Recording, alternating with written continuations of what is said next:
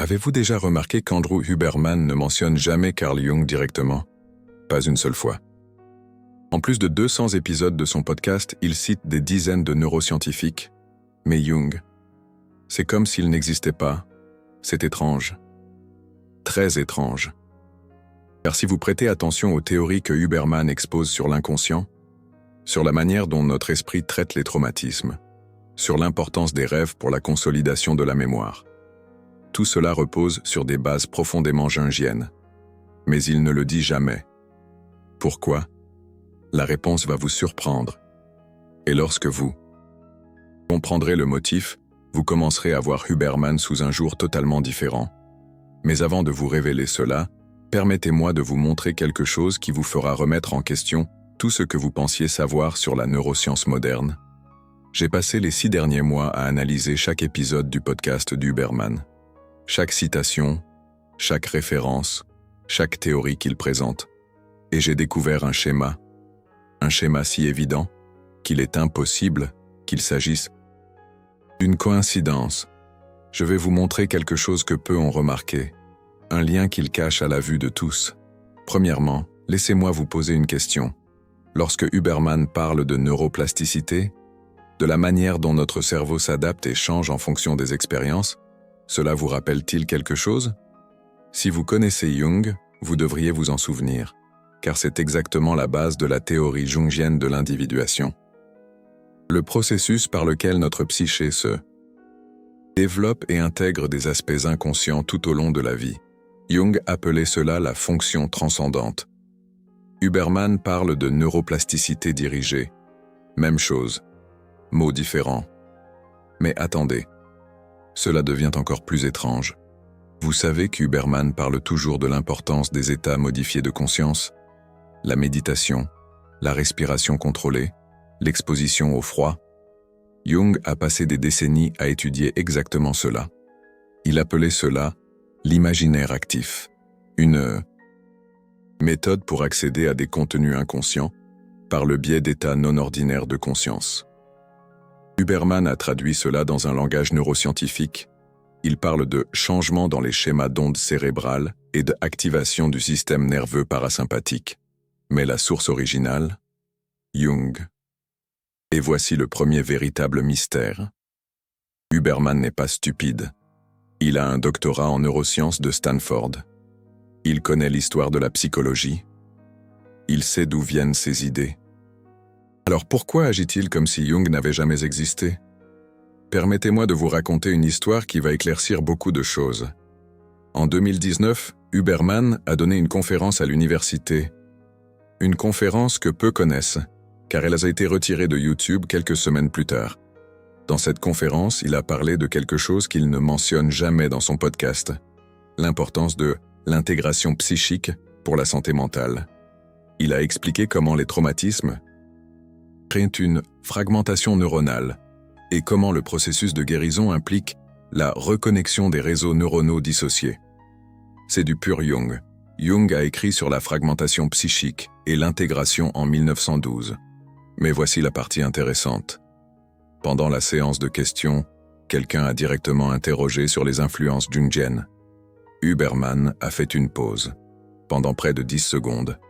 Puis il a dit « Il existe certaines perspectives historiques qui éclairent notre compréhension moderne, mais je préfère me concentrer sur ce que nous pouvons mesurer objectivement. » Il a esquivé la question complètement. Pourquoi? Je vais vous donner 3 indices, et à la fin, vous comprendrez pourquoi cela se produit. Premier indice, la crédibilité scientifique. Jung est considéré comme non scientifique par la neuroscience dominante. Ses idées sur l'inconscient collectif, sur la synchronicité, sur les archétypes, cela sonne trop mystique pour un laboratoire de Stanford. Huberman le sait. Il sait que s'il commence à citer Jung, il perdra immédiatement sa crédibilité dans le milieu académique. Alors il prend les idées de Jung, les traduit en langage neurologique et les présente comme des découvertes modernes. C'est intelligent, mais est-ce honnête? Deuxième indice, le financement de la recherche. Voici quelque chose dont personne ne parle. La recherche d'Huberman est financée par des institutions ayant un agenda spécifique. NIH, DARPA, des sociétés pharmaceutiques. Ces institutions ne veulent pas entendre parler d'archétypes ou d'inconscient. Collectif. Elles veulent des données quantifiables, qui peuvent être transformées en produits ou en thérapies. Si Huberman commençait à citer Jung, le financement se tarirait immédiatement. Alors il fait ce qu'il doit faire pour que la recherche continue. Il traduit les idées jungiennes dans un langage que les bailleurs de fonds acceptent. Troisième indice, l'audience. Le public de Huberman veut de la science. Il veut des données. Il veut des études avec des graphiques et des chiffres. Ils ne veulent pas entendre parler de ombre ou de anima ou de soi, mais ils adorent entendre parler de dopamine et de cortisol et de plasticité synaptique. Huberman a compris cela. Il a pris la sagesse de Jung et l'a emballée dans un langage que son public accepte, et ça marche. Des millions de personnes suivent des protocoles qui sont, essentiellement, des pratiques jungiennes déguisées. Mais il y a un quatrième indice. Le plus important, le contrôle narratif. Voici la partie là. Plus intéressante, si Huberman admettait que ses idées viennent de Jung, il devrait admettre quelque chose de plus profond, que Jung avait raison, sur beaucoup de choses. Et cela changerait tout, car Jung ne parlait pas seulement de l'esprit individuel. Il parlait de l'esprit collectif, de la manière dont nous partageons des schémas inconscients, de la manière dont notre psyché est connectée à quelque chose de plus grand. C'est un territoire dangereux pour un scientifique dominant, car cela implique qu'il y a plus dans la réalité que ce que nous pouvons mesurer en laboratoire. Mais je vais vous montrer quelque chose d'encore plus intéressant. Huberman ne peut pas complètement cacher ses influences jungiennes. Elles fuient, de manière évidente lorsque vous savez quoi chercher. Faites attention la prochaine fois qu'il parlera des rêves. Il dira que les rêves sont importants pour la consolidation de la mémoire et le traitement émotionnel. C'est presque mot pour mot ce que Jung a écrit en 1912 sur la fonction compensatrice des rêves, ou lorsque Huberman parle de l'importance de faire face à des expériences difficiles pour le développement personnel. Il appelle cela l'inoculation au stress. Jung appelait cela la confrontation avec l'ombre. Même idée, terminologie différente. Ou lorsque Huberman explique comment les traumatismes restent piégés dans le système nerveux et doivent être traités par le mouvement et la respiration. Jung a écrit à ce sujet des décennies auparavant. Il appelait cela des complexes autonomes, des fragments d'expérience qui sont dissociés de la conscience principale. La solution de Jung? L'intégration par l'imaginaire actif et le travail corporel. La solution d'Huberman? Le MDR, la respiration contrôlée et le mouvement bilatéral. Vous voyez le schéma? Mais laissez-moi vous montrer quelque chose qui va vous faire exploser la tête. Il existe un document que peu connaissent. Un article qu'Huberman a écrit au début de sa carrière, avant de devenir célèbre. Dans cet article, il cite Jung directement, multiples fois. Il écrit « Les observations de Jung sur la fragmentation psychique ont anticipé une grande partie de ce que nous comprenons maintenant sur la dissociation neuronale. » Et ensuite, le concept jungien d'individuation offre un cadre utile pour comprendre la neuroplasticité dirigée.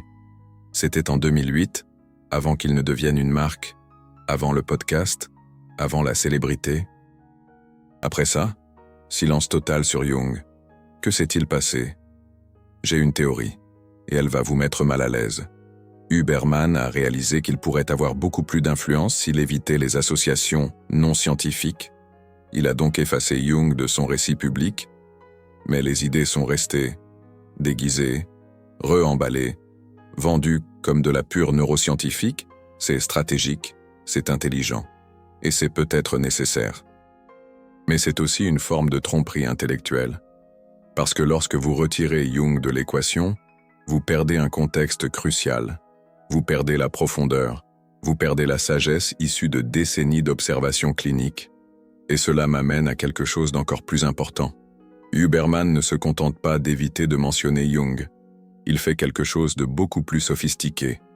Il applique les principes jungiens à la manière dont il présente l'information. Jung avait une théorie sur la manière dont les connaissances transformatrices devraient être transmises. Il l'appelait la méthode indirecte. L'idée était simple. Si vous présentez des vérités profondes directement, les gens résistent. Leur défense psychologique s'active. Ils rejettent l'information avant même de la traiter. Mais si vous présentez les mêmes vérités déguisées, enveloppées dans un langage que les gens acceptent déjà, ils absorbent les connaissances sans résistance. C'est exactement ce que fait Huberman. Il utilise la méthode jungienne pour enseigner Jung, sans que les gens s'en rendent compte. Et la preuve la plus claire de cela réside dans la manière dont il structure ses recommandations. Pensez au protocole que Huberman suggère. Méditation matinale, exposition à la lumière du soleil juste après le réveil, exercice régulier, jeûne intermittent, exposition au froid. Cela vous rappelle quelque chose? Si vous connaissez les traditions contemplatives, vous devriez vous en souvenir, car ce sont des pratiques que les moines et les mystiques utilisent depuis des millénaires. Jung a étudié ces traditions de manière obsessive. Il savait que certaines pratiques corporelles mènent naturellement à des états de conscience élargis. Huberman a simplement traduit ces anciennes pratiques en langage biologique. Il parle de cycle circadien, de hormèse et de thermogénèse. Mais le résultat est le même. Des états modifiés de conscience qui facilitent la croissance psychologique. Jung en déguisement scientifique. Et voici ce qui est vraiment impressionnant. Huberman ne se contente pas de cacher ses sources jungiennes. Il applique la psychologie jungienne à la manière dont il présente l'information. Jung disait que la vraie transformation se produit par l'expérience directe et non par l'explication intellectuelle. Huberman ne vous dit jamais « soyez une meilleure personne ». Il vous donne des pratiques spécifiques qui mènent naturellement à des changements psychologiques profonds. C'est de la pure pédagogie jungienne. Jung soulignait également l'importance de travailler avec les opposés. Lumière et obscurité, tension et relaxation, conscience et inconscience. Huberman fait exactement cela. Ces protocoles impliquent toujours des contrastes. Exposition au froid suivie de réchauffement, jeûne suivi d'alimentation, stress suivi de récupération. Il vous apprend à intégrer les opposés, ce qui est le cœur de l'individuation jungienne. Mais la preuve la plus convaincante réside peut-être dans les thèmes que Huberman choisit d'aborder. Il pourrait parler de n'importe quel aspect des neurosciences, mais il revient toujours au même sujet. Rêve, traumatisme, créativité, relations, sens et but, ce sont exactement les thèmes centraux de l'œuvre de Jung. Ce n'est pas une coïncidence. Et si vous faites attention aux sous-entendus de ce que Huberman dit, vous remarquerez quelque chose de fascinant. Il vous prépare au concept jungien sans utiliser de terminologie jungienne. Lorsqu'il parle de réseaux neuronaux standards qui s'activent pendant le repos, il décrit ce que Jung appelait l'activité autonome de l'inconscient. Lorsqu'il explique comment les traumatismes créent des schémas neuronaux dysfonctionnels, il parle de complexes jungiens. Lorsqu'il discute de l'importance des récits personnels pour la santé mentale, il enseigne ce que Jung appelait le mythe personnel. Vous êtes éduqué en psychologie jungienne. Vous ne le réalisez pas seulement, et c'est génial, parce que Jung est dense, ses livres sont difficiles, son langage est archaïque, ses idées sont abstraites. Huberman prend ces mêmes idées et les rend accessibles, pratiques, applicables. Il fait ce que Jung a toujours voulu que quelqu'un fasse, rendre la psychologie profonde pertinente pour les gens normaux. Mais laissez-moi vous parler d'une conversation qui a changé ma perspective sur tout cela. J'ai eu l'occasion de parler à un ancien élève d'Huberman, quelqu'un qui a travaillé dans son laboratoire pendant 3 ans, et il m'a raconté quelque chose qui ne se trouve nulle part sur Internet. Huberman possède une bibliothèque personnelle de plus de 50 livres de Jung, annotés, soulignés, étudiés intensivement. Il connaît Jung mieux que de nombreux psychologues jungiens, mais voici la partie la plus intéressante. Selon cet ancien élève, Huberman faisait fréquemment référence à Jung lors de conversations privées. Il disait des choses comme « Jung le savait déjà il y a 100 ans » ou « Nous ne faisons que confirmer ce que Jung a observé cliniquement ». Mais toujours avec une condition, que cela ne soit jamais mentionné publiquement. Pourquoi? Parce que Huberman a un plan à long terme. Il est en train de construire une crédibilité scientifique en premier lieu, de s'établir comme une autorité en neurosciences, de gagner la confiance du grand public. Et lorsqu'il aura cette base solide, il commencera à révéler ses véritables influences. Il commencera à connecter les neurosciences modernes à la sagesse ancienne. Il montrera que Jung n'était pas un mystique. Il était scientifique. Il travaillait simplement avec des outils différents. C'est une stratégie sur 20 ans. Et nous n'en sommes qu'à la moitié. Mais il se passe quelque chose de plus profond ici. Quelque chose qui va au-delà de la stratégie de carrière. Huberman peut suivre un schéma que Jung a identifié dans la psyché collective. Jung a observé que des connaissances importantes réapparaissent souvent sous différentes formes, à différentes époques, adaptées aux besoins de chaque époque. Il appelait cela le retour du refoulé. Et c'est exactement ce qui se passe avec les idées de Jung par l'intermédiaire d'Huberman. Les idées reviennent, déguisées en neurosciences, adaptées à une époque scientifique. C'est presque comme si Jung lui-même influençait cela de l'au-delà. Trouver un moyen de rendre ces idées pertinentes pour une nouvelle génération, poétique. Et peut-être réelle, car si vous connaissez Jung, vous savez qu'il croyait que certaines idées ont une vie propre, qu'elles trouvent des moyens de s'exprimer, indépendamment de celui qui les porte. Huberman pourrait n'être qu'un véhicule, un canal par lequel des intuitions jungiennes retournent dans la culture dominante. Et cela m'amène au point le plus important. Lorsque vous comprenez cette connexion cachée, vous gagnez quelque chose de puissant, une perspective. Huberman vous apprend le comment. Jung vous apprend le pourquoi. Huberman vous donne des protocoles. Jung vous donne du sens. Huberman optimise votre biologie. Jung transforme votre âme. Et lorsque vous combinez les deux, quelque chose de magique se produit. Vous n'êtes pas seulement en train d'améliorer votre performance. Vous participez à un processus d'évolution consciente. Vous utilisez des outils modernes pour atteindre des objectifs anciens. L'intégration, l'individuation, vous devenez celui que vous êtes. Vraiment. Mais voici où cela se complique. Car il existe un danger dans cette approche d'Huberman. Lorsque vous traduisez Jung en neurosciences, vous gagnez en accessibilité, mais vous perdez quelque chose de crucial. Vous perdez la dimension transpersonnelle. Jung ne croyait pas que l'esprit individuel existait en isolement. Il voyait chaque personne comme connectée à des schémas plus vastes, collectifs, voire cosmiques. Cette perspective change tout sur la façon dont vous abordez les problèmes. Personnel. Pour Jung, l'anxiété n'est pas seulement un déséquilibre neurochimique. C'est souvent le signe que vous êtes déconnecté de votre but le plus profond. La dépression n'est pas seulement une faible production de dopamine. C'est souvent le résultat de vivre une vie qui n'est pas authentiquement la vôtre. Les relations difficiles ne sont pas seulement une incompatibilité de style d'attachement. Ce sont des occasions de trouver et d'intégrer des aspects rejetés de soi-même. C'est la sagesse que l'on perd lorsque Jung est réduit aux neurosciences. Et c'est peut-être pour cela que, malgré tout le succès d'Huberman, quelque chose semble manquer. Les gens suivent ces protocoles religieusement. Ils optimisent leur sommeil, leur alimentation, leur exercice physique. Ils piratent leurs neurotransmetteurs. Mais combien se transforment réellement? Combien trouvent ce que Jung appelait le vrai soi? Car l'optimisation n'est pas la transformation. La performance n'est pas le but. L'efficacité n'est pas la réalisation. Jung le savait. Et il a développé un chemin vers quelque chose de plus profond. Un chemin que Huberman connaît, mais qu'il ne peut pas enseigner directement. Du moins, pas encore. Mais peut-être plante-t-il des graines? Prépare-t-il le terrain?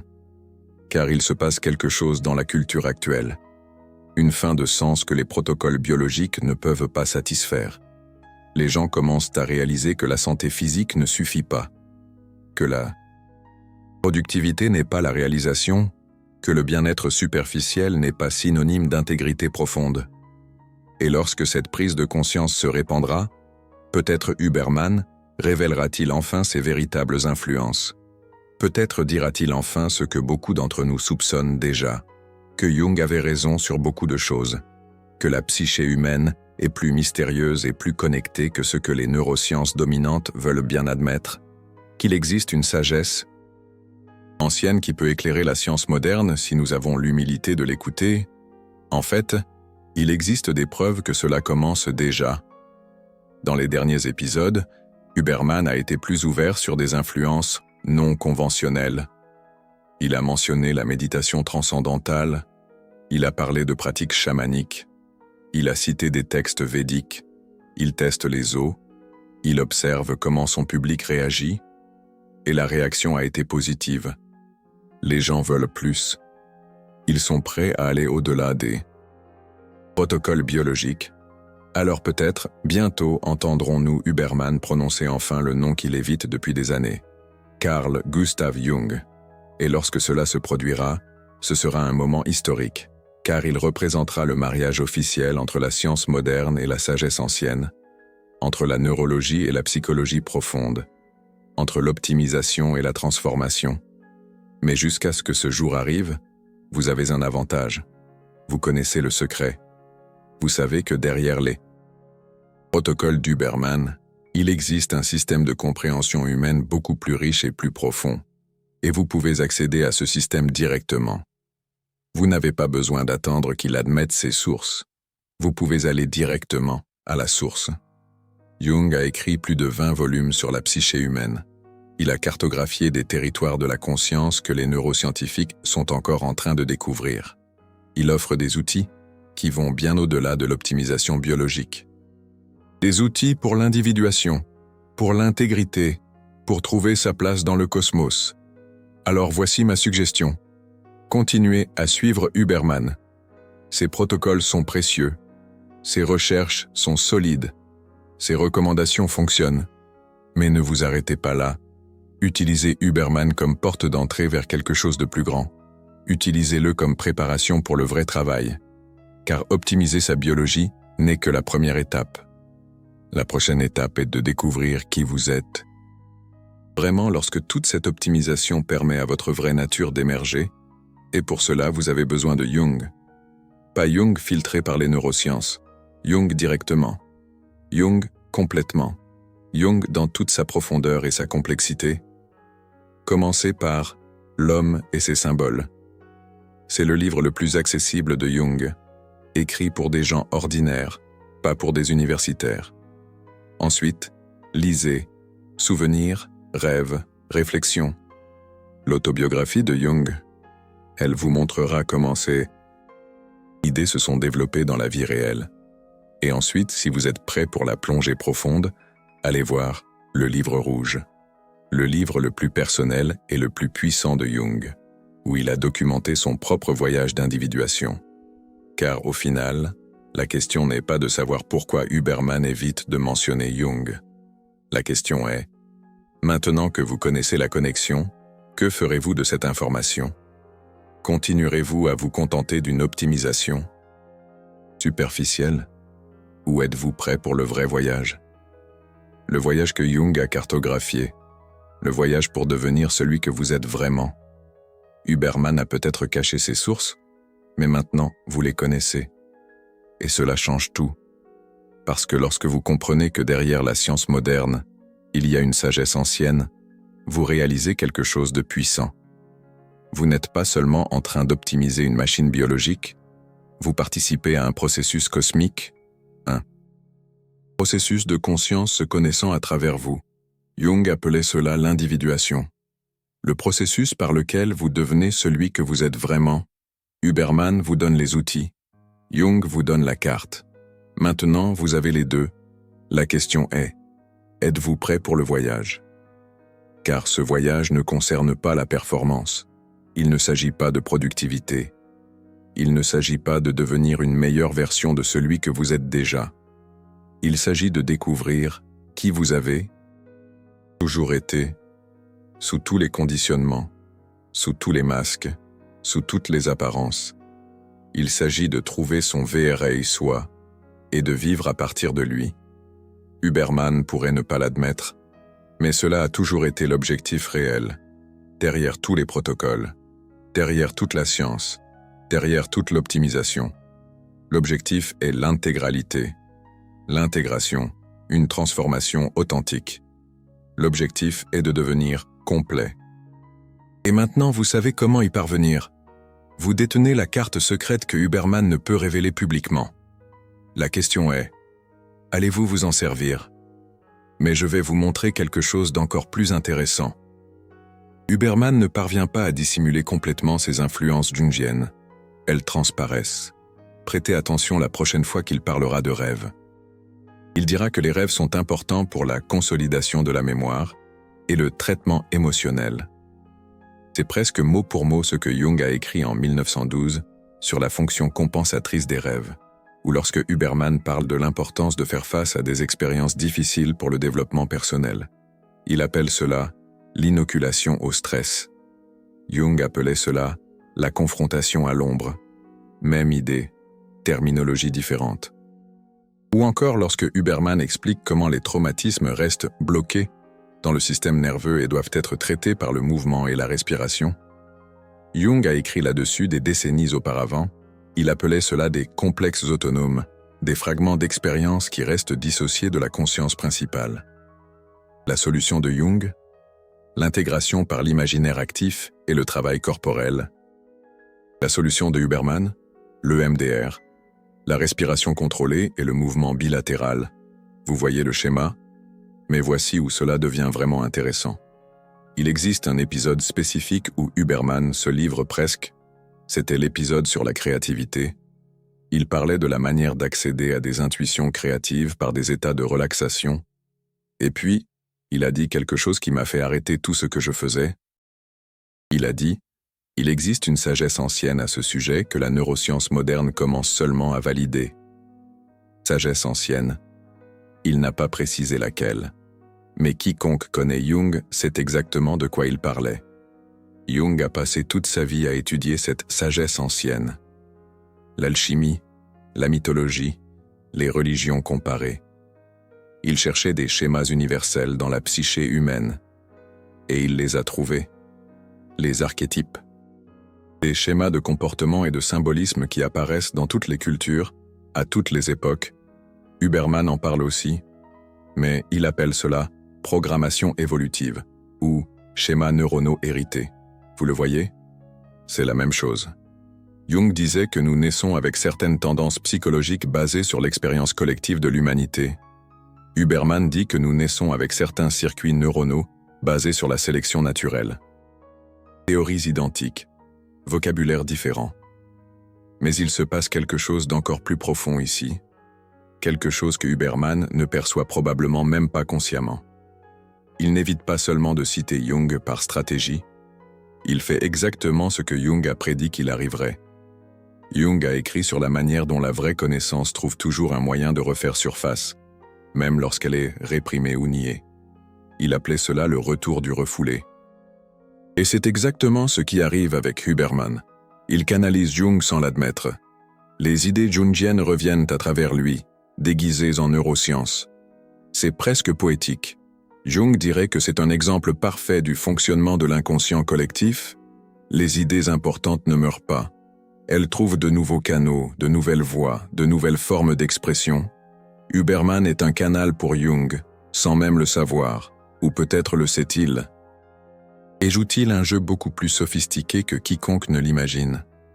Réfléchissez-y.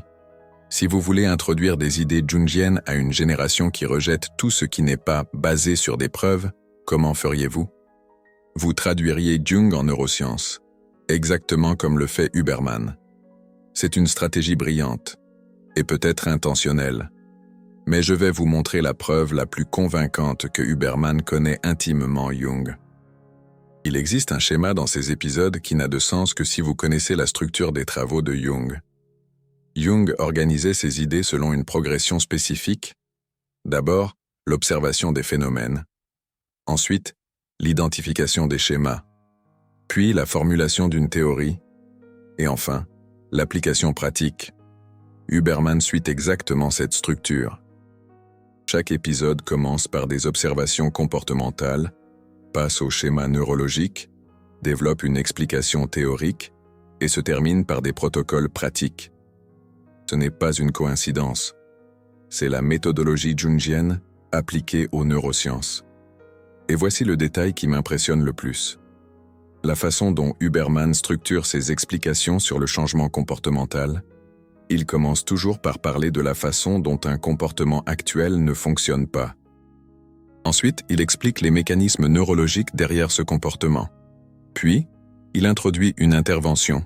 Et enfin, il décrit comment cela conduit à une nouvelle façon d'être. C'est exactement le cheminement de l'individuation de Jung. Reconnaissance du problème, confrontation aux schémas inconscients, intégration de nouveaux éléments et transformation de la personnalité. Jung en langage neuroscientifique. Mais peut-être le plus révélateur est la façon dont Huberman parle de la résistance au changement. Il souligne toujours que notre système nerveux résiste aux nouveaux schémas, que nous devons être patients et persévérants, que le changement réel prend du temps. Jung disait exactement la même chose sur la résistance psychologique, que la psyché a une tendance naturelle à maintenir le statu quo, que l'individuation est un processus long et parfois douloureux. Huberman enseigne l'individuation jungienne. Il n'utilise simplement pas ce mot. Et cela m'amène à la vraie question.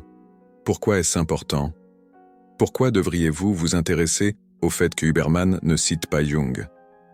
Parce que lorsque vous comprenez les véritables sources des idées qu'il présente, vous gagnez quelque chose de puissant. Le contexte. Jung n'a pas développé ses théories en laboratoire. Il les a développées en travaillant avec des personnes réelles, avec des problèmes réels, pendant des décennies.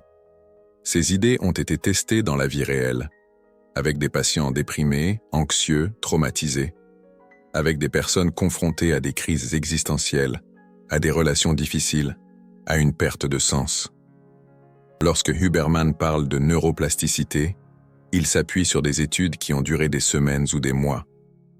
Lorsque Jung parlait de changement psychologique, il s'appuyait sur des observations qui ont duré des décennies.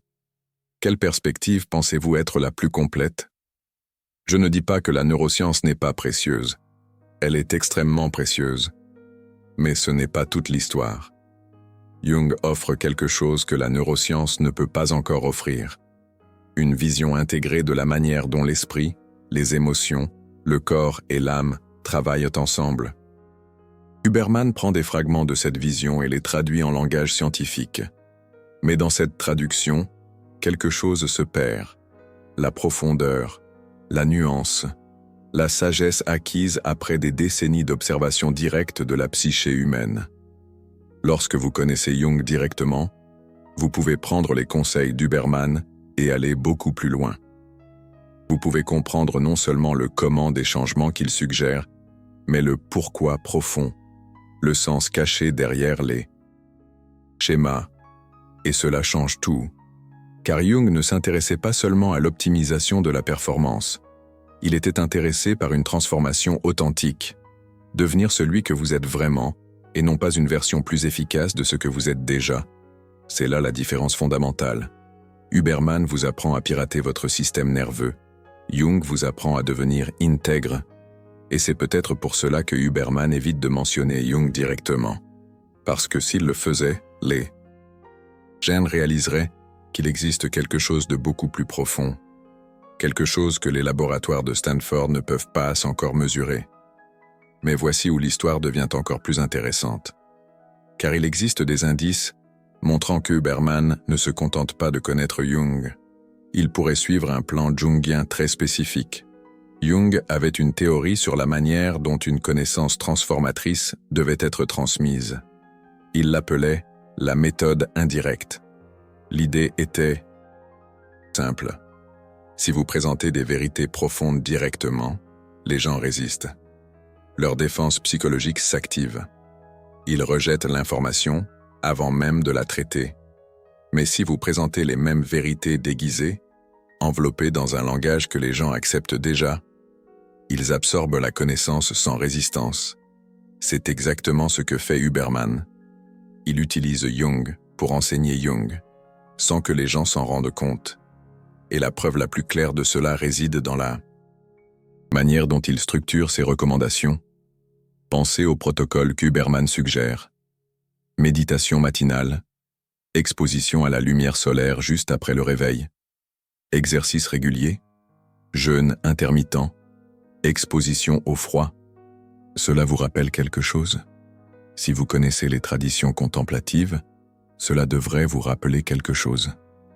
Car ce sont des pratiques que les moines et les mystiques utilisent depuis des millénaires.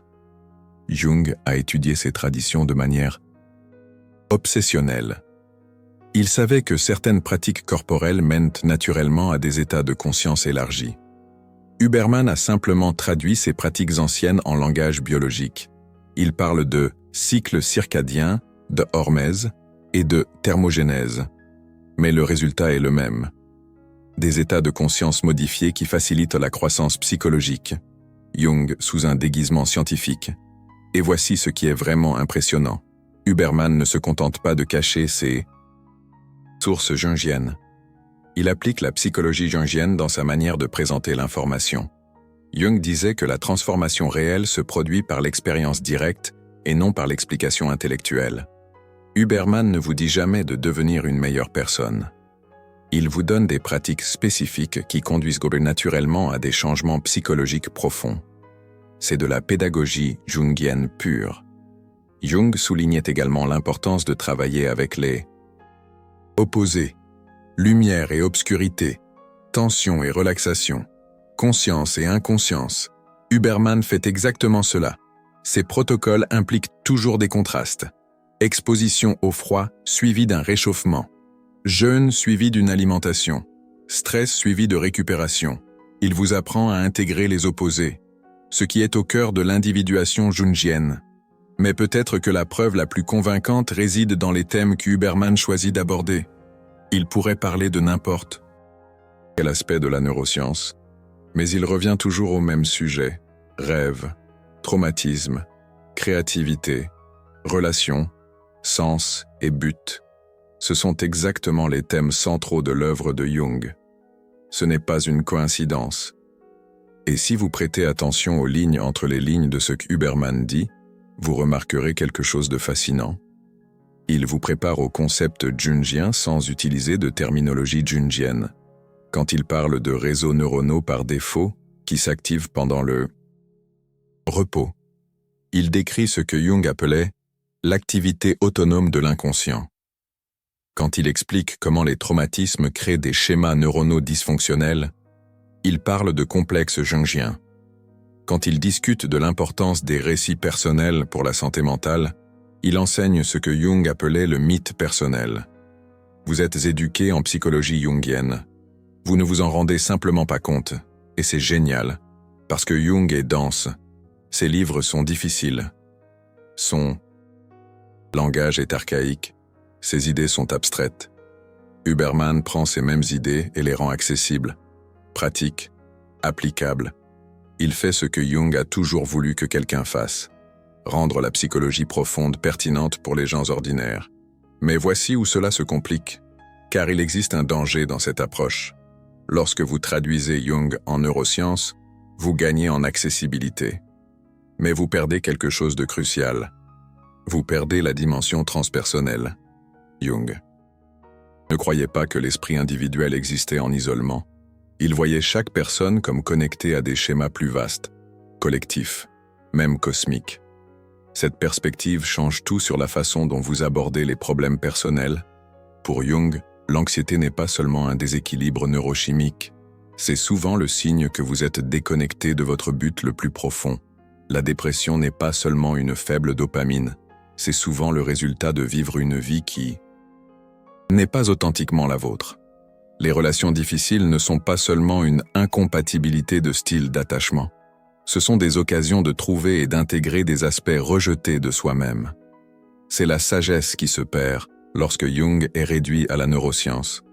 Et c'est peut-être pour cela que, malgré tout le succès d'Huberman, quelque chose semble manquer.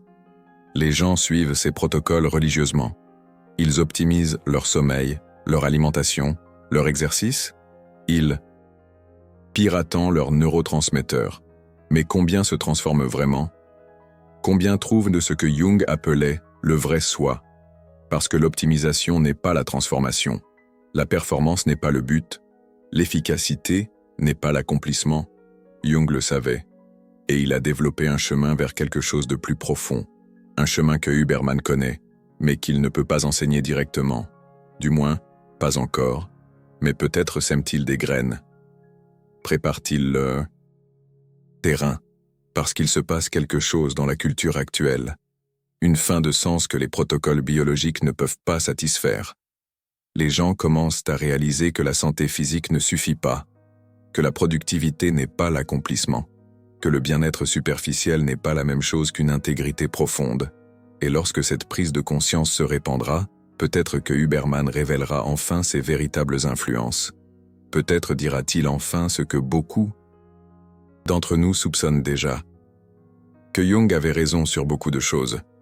La psyché humaine est bien plus mystérieuse, bien plus interconnectée que ne veut bien l'admettre la neuroscience dominante. Il existe une sagesse ancestrale, capable d'éclairer la science moderne, à condition d'avoir l'humilité de l'écouter. Mais d'ici là, vous possédez un avantage. Vous connaissez le secret. Derrière les protocoles d'Huberman se cache un système de compréhension de l'être humain, bien plus riche, bien plus profond, et vous pouvez accéder directement à ce système. Pas besoin d'attendre qu'il révèle ses sources. Vous pouvez aller à la source directement. Jung a écrit plus de 20 volumes sur la psyché humaine. Il a cartographié des territoires de la conscience que les neuroscientifiques sont encore en train de découvrir.